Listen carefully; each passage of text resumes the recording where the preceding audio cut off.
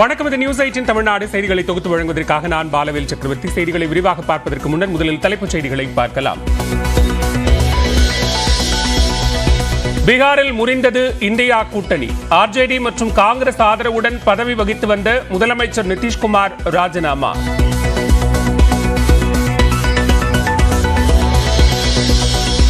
பீகாரில் பாஜக ஆதரவுடன் ஆட்சி அமைக்க ஆளுநர் ராஜேந்திர அர்லேக்கரிடம் உரிமை கோரினார் நிதிஷ்குமார். மாலை 4 மணிக்கு மீண்டும் முதலமைச்சராக பதவியேற்கிறார்.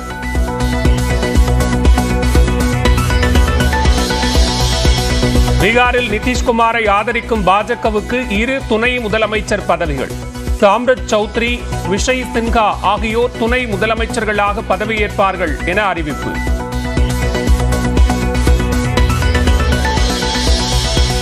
இந்தியா கூட்டணி சரியாக அமையவில்லை என நிதிஷ்குமார் விளக்கம். சூழல் சரியில்லை என்றும் குற்றச்சாட்டு.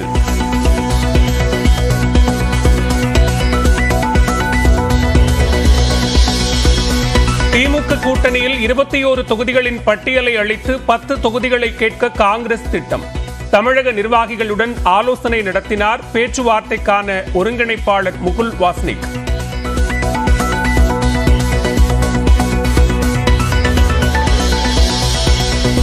நாமக்கல் மக்களவை தொகுதியை கூட்டணி கட்சிக்கு விட்டுக் கொடுக்க கூடாது என வலியுறுத்திய திமுக நிர்வாகிகள்.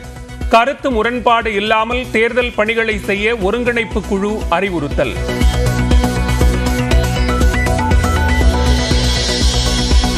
நாளை முதல் முறையாக கூடுகிறது அதிமுகவின் தொகுதி பங்கீட்டு பேச்சுவார்த்தை குழு. கூட்டணி கட்சிகளுடன் நடத்த வேண்டிய பேச்சுவார்த்தை குறித்து ஆலோசிக்க திட்டம்.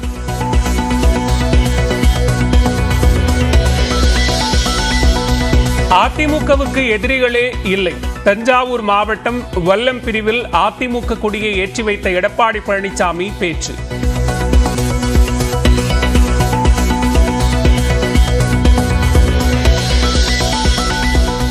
தானும் ஜி.கே. வாசனும் பாஜக கூட்டணியில் அங்கம் வகிப்பதாக ஓபிஎஸ் திண்டுக்கல்லில் பேட்டி.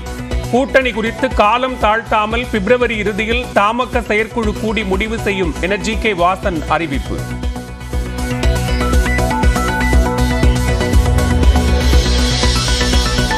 நாகை கீழ்வன்மணியில் தியாகி பழனிவேலை சந்தித்த ஆளுநர் ஆர்.என். ரவி. ஆளுநருக்கு எதிராக போராட்டத்தில் ஈடுபட்ட மார்க்சிஸ்ட் கம்யூனிஸ்ட் கட்சியினர் கைது.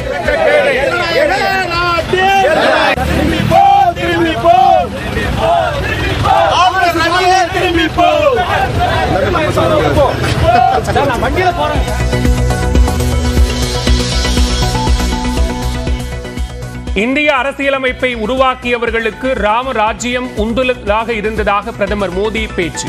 அரசியலமைப்பின் 3வது பிரிவில் ராமரின் படம் உள்ளதாகவும் மனதின் குரல் நிகழ்ச்சியில் பெருமிதம்.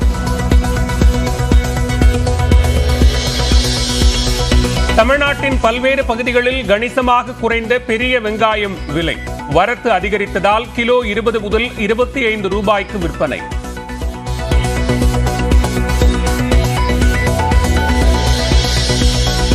சென்னை கிளாம்பாக்கத்தில் 250 ஆம்னி பேருந்துகள் நிறுத்தப்பட்டுள்ள காட்சி வெளியீடு. 144 பேருந்துகளை நிறுத்தவே இடம் உள்ளதாக ஆம்னி பேருந்து உரிமையாளர்கள் கூறியிருந்த நிலையில் வீடியோ வெளியிட்ட சிஎம்டிஏ.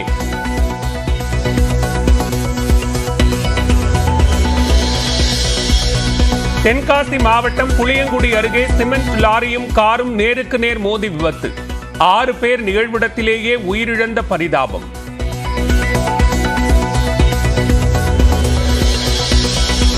மதுரை எம்.கே.புரத்தில் திமுக வட்டச் செயலாளர் வெட்டி படுகொலை. வீட்டு திண்ணையில் பேசிக் கொண்டிருந்த போது கொலை செய்துவிட்டு தப்பியோடிய கும்பலுக்கு வலை வீச்சு.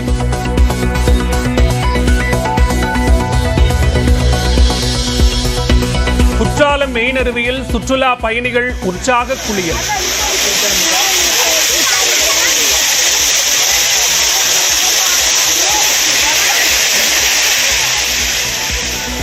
கொடைக்கானலிலும் ரம்மியமான சூழ்நிலையை ரசித்து மகிழ்ந்து குதூகலம்.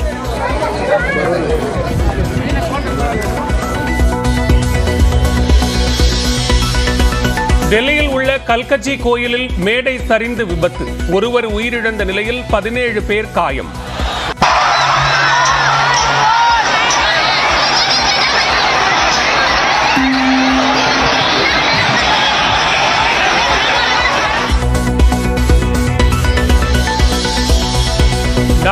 ஆளுநர் நிகழ்ச்சிக்கு வராத மாணவிகளை மிரட்டிய கல்லூரி முதல்வர்.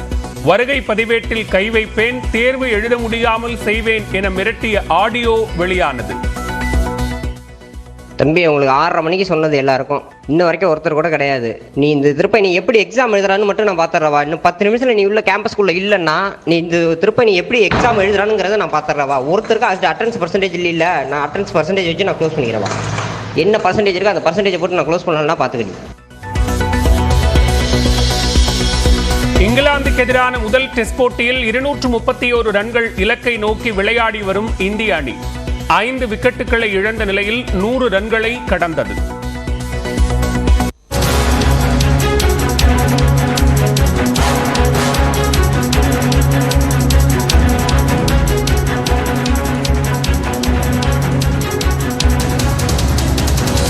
தற்போதைய அண்மை செய்தியை பார்க்கிறோம். திமுக காங்கிரஸ் இடையே தொகுதி பங்கீடு பேச்சுவார்த்தை தொடங்கி இருக்கிறது. இது தொடர்பான கூடுதல் விவரங்களோடு இணைகிறார் சிறப்பு செய்தியாளர் சுபாஷ். சுபாஷ், ஏற்கனவே காங்கிரஸ் தரப்பிலிருந்து 21 தொகுதிகள் விருப்ப தொகுதிகளாக ஒரு பட்டியல் என்பது அளிக்கப்பட்டிருக்கிறது. இந்நிலையில பேச்சுவார்த்தை தொடங்கி இருக்கிறது. என்ன நிலவரம், விவரங்கள்? திமுக காங்கிரஸ் இடையிலான கூட்டணி பேச்சுவார்த்தை தற்போது இந்த தொகுதி பங்கீட்டுக்காக தொடங்கி இருக்கிறது. அண்ணா அறிவாலயத்தில் திமுக சார்பாக அமைக்கப்பட்டிருக்கக்கூடிய குழுவுடன் காங்கிரஸ் கட்சியின் தேசிய குழு அமைக்கப்பட்ட பேச்சுவார்த்தைக்காக அமைக்கப்பட்ட குழுவும் பேச்சுவார்த்தையில் ஈடுபட்டிருக்கிறார்கள். இந்த நாடாளுமன்ற தேர்தலில் ஏற்கனவே கடந்த 2019ஆம் ஆண்டு தமிழகத்தில் 9 தொகுதியிலும் பாண்டிச்சேரியில் ஒரு தொகுதி என 10 தொகுதிகளில் காங்கிரஸ் கட்சியானது போட்டியிட்டது. ஆனால் இந்த முறை தமிழகத்தில் 21 கடந்த முறை 9 இடங்களும் இந்த முறை கூடுதலாக 12 இடங்களும் புதிதாக கொடுத்திருக்கிறார்கள். ஆக அது சம்பந்தமாக பேச்சுவார்த்தை தான் தற்போது நடைபெற்று வருகிறது. திமுக சார்பாக TR பாலு, K நேரு, ஐ பெரியசாமி, MRK பன்னீர்செல்வம், பொன்முடி, ஆர் ஆசா, திருச்சி சிவா ஆகியோர் இந்த பேச்சுவார்த்தையில் ஈடுபட்டிருக்கிறார்கள். காங்கிரஸ் கமிட்டியை பொறுத்தவரை மூத்த தலைவர்கள் ஒருவரான சல்மான் குர்ஷித் அவர்கள் தலைமையில் தான் அந்த குழுவானது அமைக்கப்பட்டிருக்கிறது. அவர், முகுல் வாஸ்னிக், அஜய்குமார் ஆகியோர் எல்லாம் இந்த ஆலோசனை குழுவிலும், தமிழக காங்கிரஸ் கமிட்டி சார்பாக அழகிரியும் அங்கே உள்ள ஜெயக்குமார், நாடாளுமன்ற உறுப்பினர் ஜெயக்குமார் ஆகியோரும் வந்திருக்கிறார்கள். தற்போது அண்ணா அறிவாலயத்தில் இந்த பேச்சுவார்த்தையானது முதற்கட்ட பேச்சுவார்த்தையானது தொடங்கி இருக்கிறது. இன்று நடக்கக்கூடிய பேச்சுவார்த்தையின் அடிப்படையில் திமுக தலைவர் மு க ஸ்டாலினிடம் இந்த குழுவானது தகவலை தெரிவிக்கும் அல்லது காங்கிரஸ் கட்சியினுடைய விருப்பத்தை தெரிவிக்கும். அதன் பின்னராக அடுத்த கட்டமாக காங்கிரசுடன் மீண்டும் ஒரு சுற்று பேச்சுவார்த்தை நடத்துவதற்கான வாய்ப்புகள் இருக்கிறது. இன்று தங்களது விருப்பப்பட்ட இடங்களை காங்கிரஸ் கட்சி திமுகவிடம் தெரிவிக்கும் என்பதுதான் இன்றைய செய்தியாக இருக்கு. சுபாஷ், இப்போ 21 தொகுதிகளினுடைய விருப்ப பட்டியல் கொடுக்கப்பட்டிருக்கக்கூடிய நிலையில அதுல குறைந்தபட்சமாக கேட்கப்படக்கூடிய தொகுதிகள் அப்படிங்கிறது என்னென்ன? அதே நேரத்தில் அந்த குறைந்தபட்ச தொகுதிகள் என்பது திமுகவுக்கும் காங்கிரசுக்கும் ஒத்திசைவு ஏற்படக்கூடிய தொகுதிகளாக இருக்கிறதா? இன்று திமுகவுடைய கடந்த 3 நாட்களாக திமுகவும் தங்களுடைய கட்சி நிர்வாகிகளுடன் ஆலோசனையில் ஈடுபட்டு வர்றாங்க. எங்கெங்க எல்லாம் கூட்டணி கட்சிக்கு கொடுத்தோமோ அங்கெல்லாம் நம்மளும் போட்டியிடணும் அப்படின்னு சொல்லி நிர்வாகிகள் விருப்பம் தெரிவிக்கிறார்கள். ஆனால் அதே நிலையில் அகில இந்திய அளவில் இந்த கூட்டணி அமைக்கப்பட்டிருப்பதால் அதில் எந்த ஒரு தொய்வும் வந்துவிடக்கூடாது என்பதில் திமுக உறுதியாக இருக்கும் என்று எதிர்பார்க்கலாம். அப்படி இருக்கும் பட்சத்தில் காங்கிரஸ் கேட்கக்கூடிய எல்லா தொகுதியிலும் கொடுத்து விட முடியுமா என்றால் இதர கூட்டணி கட்சிகளுக்கும் திமுக இடங்களை ஒதுக்க வேண்டிய ஒரு சூழல் இருக்கிறது, கட்டாயம் இருக்கிறது.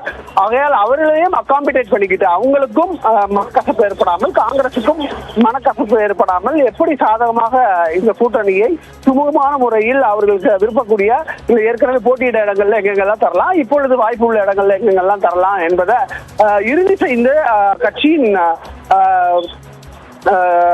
பொதுச் செயலாளரும் அதே போல தலைவரும் முடிவு செய்ய வேண்டிய ஒரு இடத்துல இருப்பாங்க.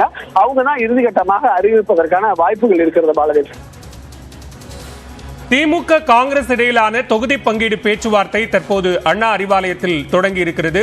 காங்கிரஸ் சார்பில் முகுல் வாஸ்னிக் தலைமையிலான குழு தற்போது 21 விருப்ப தொகுதிகளை பட்டியலாக அளித்திருக்கக்கூடிய நிலையில் குறைந்தபட்சம் 10 தொகுதிகளை கோருகிறது. இந்நிலையில் முதற்கட்ட பேச்சுவார்த்தை என்பது தற்போது தொடங்கி இருக்கிறது. சுபாஷ், இந்த சூழ்நிலையில ஏற்கனவே போட்டியிட்ட தொகுதிகள், அங்கு இருக்கக்கூடிய வெற்றி வாய்ப்புகள் அப்படிங்கிறதனுடைய அடிப்படையில தொடர்ச்சியாக திமுகவினுடைய அந்த ஒருங்கிணைப்பு குழு மற்றும் தொகுதி பங்கீட்டு குழுவினுடைய அணுகுமுறை என்பது இருக்கிறது. அந்த அடிப்படையில் காங்கிரசுக்கான இட வாய்ப்புகள் என்பது எந்த அளவுக்கு இருக்கு? காங்கிரஸ் தமிழகத்தை பொறுத்தவரை திமுகவுடைய கூட்டணியில் நீண்ட காலமாக பயணித்து வருகிறார்கள். அதன் அடிப்படையில் கடந்த தேர்தலில் பாத்தீங்கன்னா 2019 திருவள்ளூர், கிருஷ்ணகிரி, ஆரணி, கரூர், திருச்சிராப்பள்ளி, சிவகங்கை, தேனி, விருதுநகர், கன்னியாகுமரி ஆகிய 9 தொகுதிகளில் போட்டியிட்டாங்க. அதுல அவங்க வெற்றியும் பெற்றாங்க. தேனியை தவிர அங்க மட்டும்தான் ஓ பன்னீர்செல்வத்தின் மகன் ரவீந்திரநாத் வெற்றி பெற்றாரு. இதுல 8 தொகுதிகளில் காங்கிரஸ் திமுக அலையன்ஸ்ல அங்க ஜெயிச்சாங்க. இப்போ கூடுதலாக அந்த 12 தொகுதிகள் என்னன்னா, ஒன்னு அரக்கோணம், தென் சென்னை, காஞ்சிபுரம், கள்ளக்குறிச்சி, பெரம்பலூர், மயிலாடுதுறை, தஞ்சாவூர், திருவண்ணாமலை, திண்டுக்கல், தென்காசி, ராமநாதபுரம், திருநெல்வேலி. இந்த அடிப்படையில் பார்த்தோம்னா 2 ரிசர்வ்டு தொகுதி அவங்க கேட்கிறாங்க. அப்படி 2 பேருக்கு எங்களுக்கு கொடுத்தாக்க நாங்க எங்களுக்கு வெற்றி வாய்ப்பு இருக்குதுன்ற நம்பிக்கை அடிப்படையில, மேலும் கூட்டணியும் வலுவாக இருப்பதால் நாங்க வெற்றி பெறுவதற்கான வாய்ப்பு இருக்கு அப்படின்ற காரணத்தினால காங்கிரஸ் கட்சி இந்த இடத்துல கேட்பதற்கான வாய்ப்புகள் இருக்கிறது. தொடர்ச்சியாக அந்த பேச்சுவார்த்தை இதுதான் முதற்கட்ட பேச்சுவார்த்தை என்பதால் இன்றைய உடன்படிக்கை ஏற்படுமா என்றால் அது மிகப்பெரிய ஒரு கேள்விதான். ஏனென்றால் திமுக முதலமைச்சர் வெளிநாடு சுற்றுப்பயணம் மேற்கொண்டிருப்பதால் அவர் வந்த பிறகுதான் உடன்படிக்கை எல்லாம் கையெழுத்தாகும். குறைந்தது 10 to 15 நாட்கள், அதாவது 2 வார காலத்திற்கு பின்னர் இதற்கான ஒரு இறுதி முடிவு வரும் என்று எதிர்பார்க்கலாம் பாலவேல். ஆனால் தற்போது இந்த 21 தொகுதிகளில் எதெல்லாம் ரொம்ப விரும்புறாங்க அப்படின்னா, ஏற்கனவே அவங்க ஜெயிச்சிருக்கக்கூடிய அந்த 8 தொகுதி கட்டாயமா வேணும், கூடுதலாக 2 தொகுதி வேணும், பாண்டிச்சேரி அடிஷனலா வேணும் அப்படின்றத காங்கிரஸ் கட்சி குறைந்தபட்சம் 10 தொகுதியாவது இரட்டை இலக்கத்தில் இருந்து குறைய மாட்டோம் என்பதை காங்கிரஸ் கட்சி உறுதியாக இருக்கும் என்று எதிர்பார்க்கலாம். அதற்கு திமுக என்ன சொல்ல போகிறது என்பதையும் நாம் பார்க்க வேண்டும். ஏனென்றால் இன்றுதான் பேச்சுவார்த்தை நடக்கிறது என்பதால் இதுவரையும் அவர்கள் ஒரு கன்க்ளூஷனுக்கு வந்திருக்க மாட்டாங்க. அதன் அடிப்படையில் அவங்க என்ன சொல்றாங்கன்றதையும் திமுகவினர் தகவல் தெரிவித்தால் மட்டுமே அடுத்த கட்டமான பேச்சுவார்த்தைகள் அல்லது உடன்படிக்கைகள் கையெழுத்தாவது குறித்து தெரிய வரும். சுபாஷினிலே ஒருங்கிணைப்பு குழு பல்வேறு இடங்கள்ல பல்வேறு மாவட்டங்களிலும் கூட கட்சியினரிடம் ஆலோசனை நடத்துகிறார்கள். அந்த ஆலோசனையின் அடிப்படையில் தொகுதி பங்கீடு ஒதுக்கீடு என்பது இருக்கும் என எதிர்பார்க்கலாமா? அப்படி அவங்க கிட்ட களத்துல எப்படி செயல்படணும், கூட்டணி குறித்து தலைமை முடிவு செய்து கொள்ளும்.